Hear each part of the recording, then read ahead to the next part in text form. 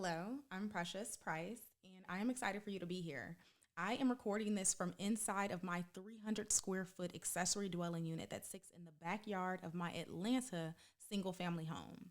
Now, you are here today because you know that your property could be doing way more for you at this stage of your life. You think that it looks like adding more space, but you know for sure that it means more income because maybe your parents are getting older and they need to be closer to you. You inherited a property and you just don't want to sell it, so you're trying to figure out what to do with it next so that it could cash flow a little bit. Or you are trying to expand your portfolio in a smarter, more strategic way. And at some point, the question for you became, what's the smartest way to use what I already have? And that's when the ADU rabbit hole began.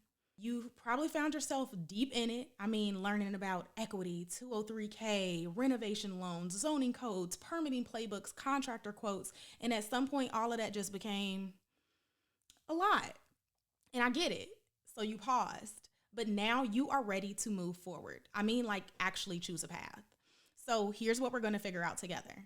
Number one, whether an ADU actually makes sense for your situation, your location, your lot, your lifestyle. What determines if a property is actually a good candidate?